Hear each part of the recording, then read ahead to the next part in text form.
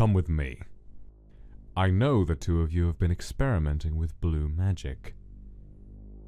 Blue? Yes, that is the color associated with the ability. It makes sense that you both would be able to use it. You inherited it from me.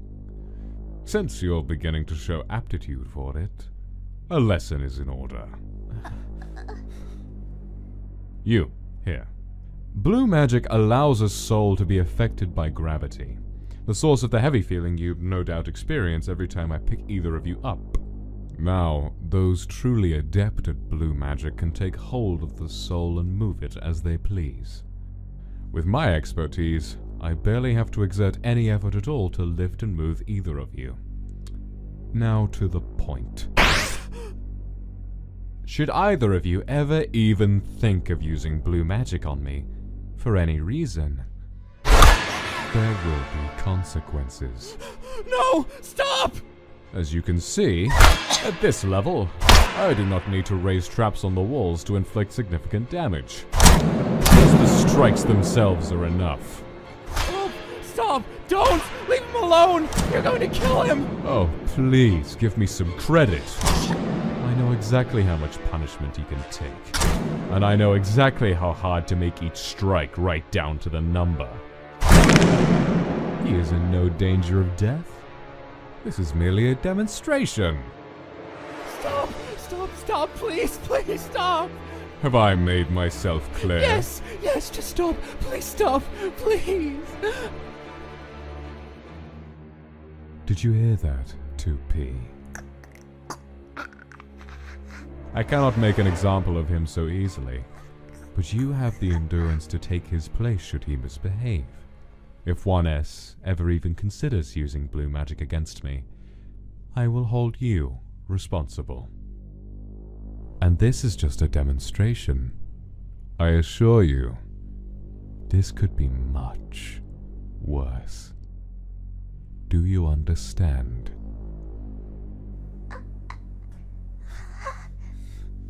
And you, 1S? Yes. I understand. Just let him go, please. If the point has been made, then we are done for now. Here, heal him if you like. I'll fix whatever you can't. For your sake, I hope both of you keep this in mind. What about him? Hmm? What if he used blue magic on you?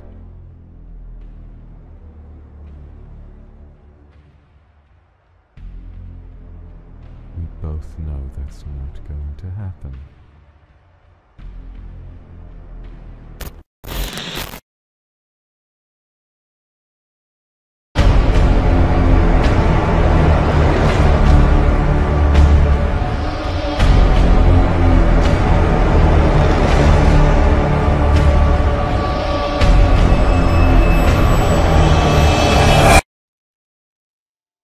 People are getting very concerned. I know, and we're working on it. The surge is— Hey! Hey! Hey!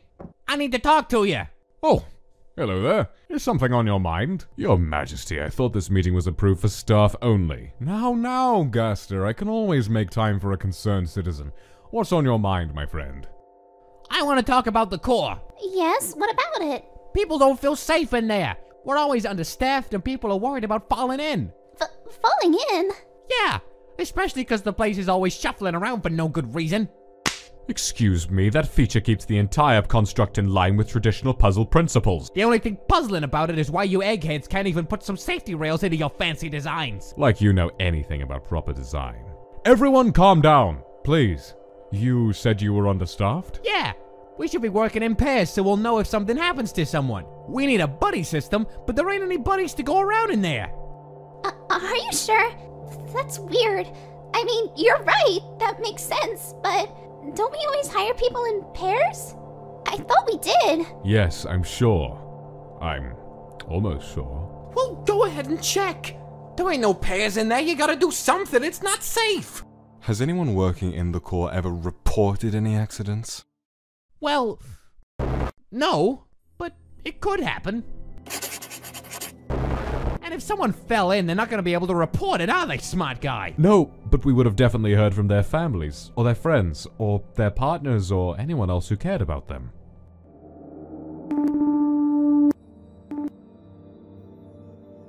If someone fell into the core, we would know.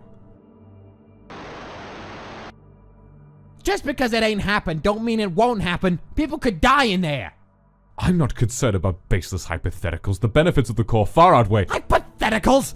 Why, you— Alright, everyone, calm down, please. Thank you for coming to talk to me about this. I will take your concerns very seriously. If that is all— Yeah, I get the picture. Nobody cares about the little guys. Well, that was awkward. Dr. Alphys, could you look into getting the core staff some more people? And, Dr. Gaster, I'd appreciate it if you put in some safety rails, at least. Fine. But honestly, I don't see the point. 7 a.m. Lights on. Everything in order. Forgot to shut the main computer down the previous night. No apparent damage. 7:15 a.m. Subject 2 is awake. Subject 1 is not. But their behavior indicates nothing is amiss. Breakfast and coffee. This headache won't go away. 8 a.m. Subjects are both awake and playing a bone-tossing game. 1 episode from 1S. Evidence points to an increasing trend following the incident. As predicted, 2P's episode rate remains stable. They are eating normally, despite shivering more than usual. 10:30 a.m. Fast-forwarded through 4 hours of last week's surveillance video. Roughly 120 more hours to catch up to today. Nothing of interest. Ran the magic peek check over unwatched footage. No results. Still have a headache. 11 a.m. Check up on 2P. He's healing very well. I'm sorry. Quiet. Be quiet. He did not say anything. 11:30 a.m. Blue magic.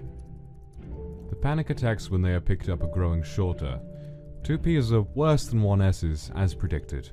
Continued exposure should reduce the duration, though they are very obedient now to avoid being picked up, so it's not a priority. No threats or manufactured situation can get them to use the blue magic themselves. 2P bursts into hysterical tears. 1S shuts down into a near catatonic state. Success. 12 p.m. Smoke break. 12:37 p.m. Call with Alphys to discuss core readings and development. Anomalous readings continue to plague me. Core is functioning, but it could be better. Must figure out improvements.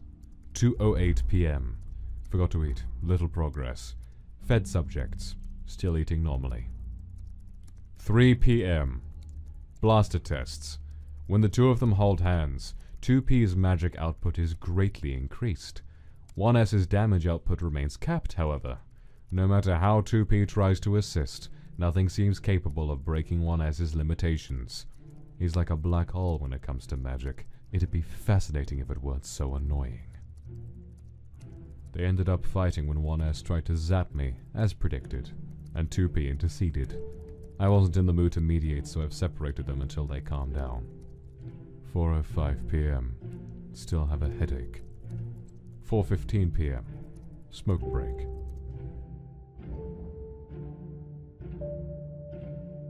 6:15 p.m.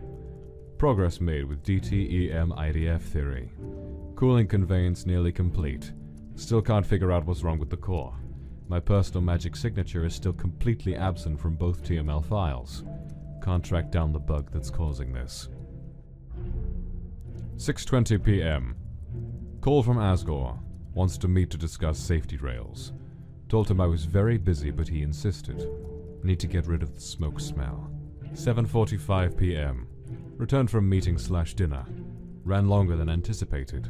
We'll have to move the laser session to tomorrow. Just remembered I left 1 and 2 separated this whole time. 8 p.m. Reunited subjects and fed them. Argument has been apparently forgotten. 9 p.m. Another 2 hours of footage fast-forwarded. Nothing of note. This would be easier if I could work effectively while checking these, but they make it impossible to focus. 118 hours to go, not counting today's. Subjects are currently talking about their day. Prolonged separation prompted an extra episode from both of them, not counting it towards their normal rate. 11 p.m. Work, headache, smoke. 12 a.m. Hit a wall. No progress. Can't think. Turned off the lights to try and focus. 1 and 2 are curled up and talking about dreams. We'll have to cross-reference what they say with TML readings during their next session.